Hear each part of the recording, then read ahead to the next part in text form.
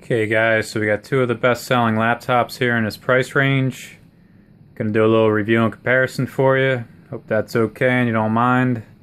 Got the Acer Aspire E15, E5-575G-53VG HUD hike at $550. And we got the HP 15AY018NR at $605. Both are 15.6-inch laptops. Also both have the 8GB of RAM, 256GB SSD drive, and they have the multi CD DVD burner, which I kind of like. Still have some CDs, DVDs, whatnot. You can pop those babies in either of these. Also has the Windows 10, which I know everybody loves and everybody's raving about. That's the hottest thing going. So we'll break it down a little bit, take a little look inside. This is the HP. See, it's got the older touchpad there with the two buttons.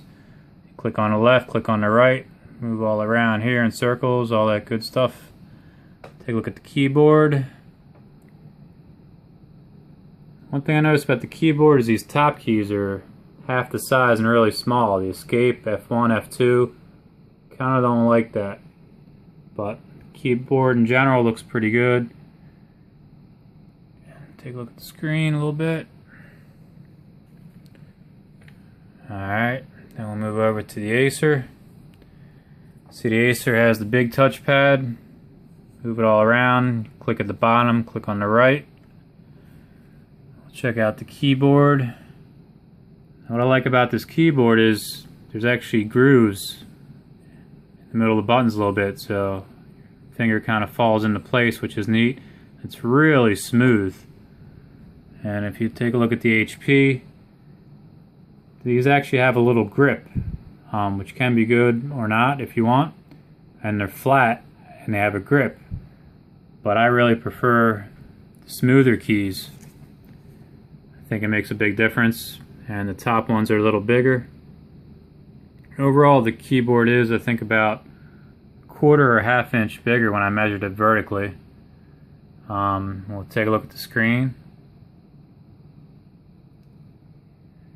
So what else I want to show you is that this keyboard lights up, which is great. Turn the light out for you though so you can see a little better.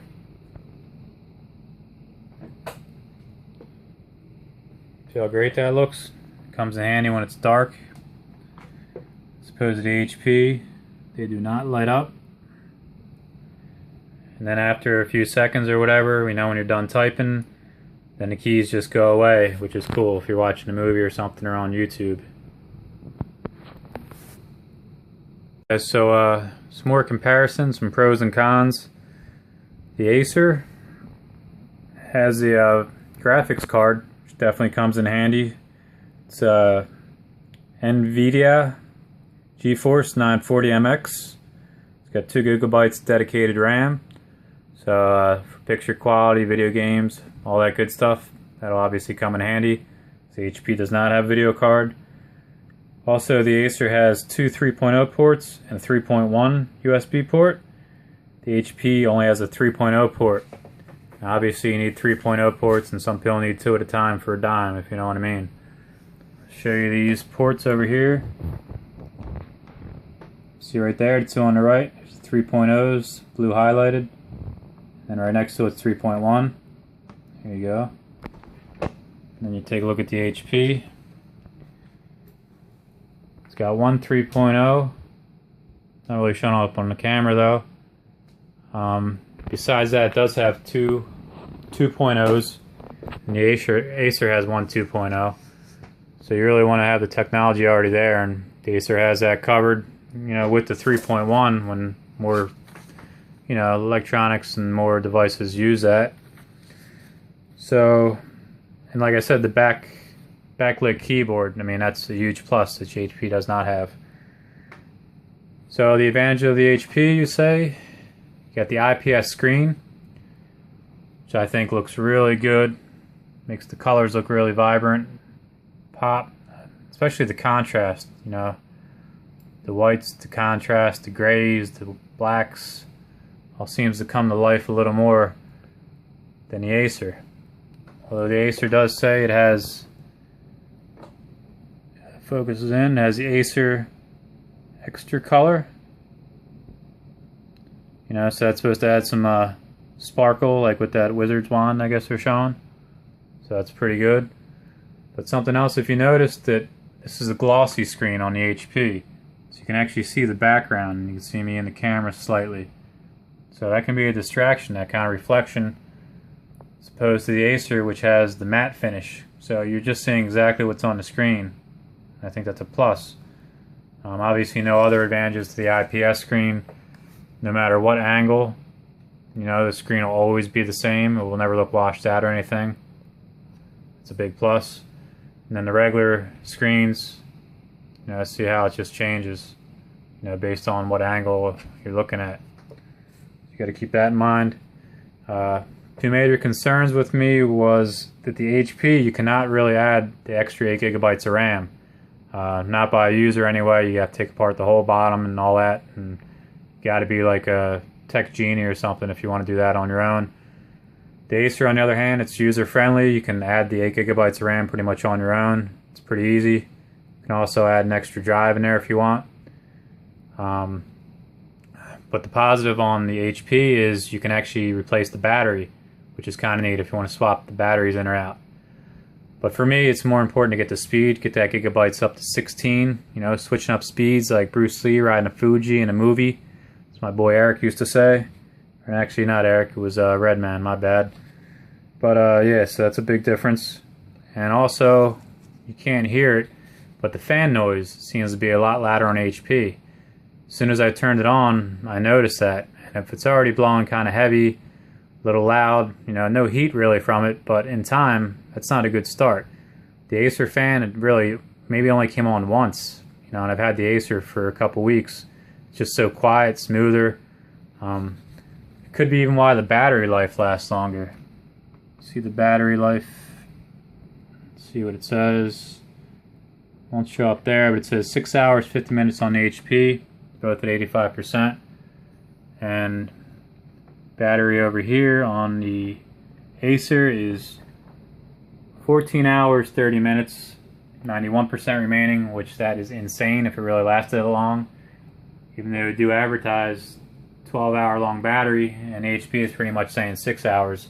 So maybe the HT is just draining too much at once, and that's why the battery drains, and that's why the fans are blowing, because it just can't handle as well as the Acer.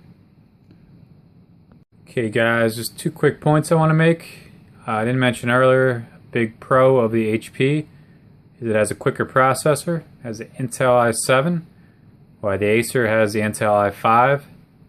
From what I heard and read, it's about a 10% speed difference, advantage HP. So I just want to let you know that. And as they say, knowing's half the battle. Thank G.I. Joe for that one. And a slight difference on both of these is where the power buttons, power cords, thus the power wires are at, both at different sides. The Acer has the power button on the right. See right there.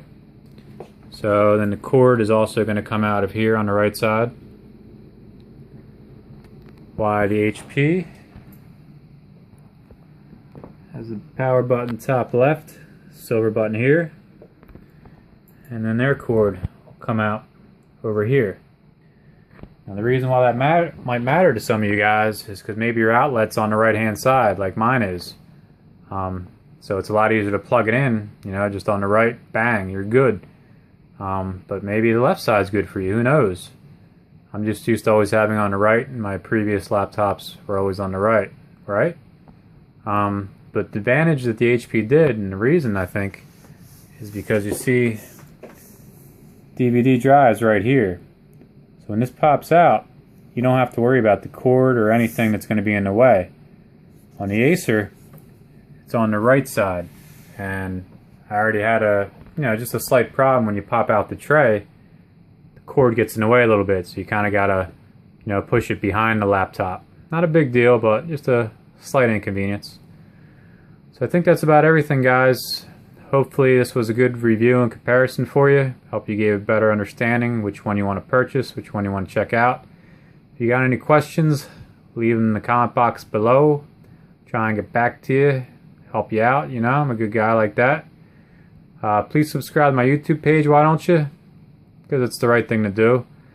Also, because I plan on making another video, which will be on boot speed. See which one of these babies boots quicker. And also I'll do a browser test, see which one opens up the browsers quicker. So if you subscribe to my YouTube page, be the first one to know when that video gets up, and you'll be one of the cool kids. Alright, alright. Alright guys, for now, take it easy. Arrivederci.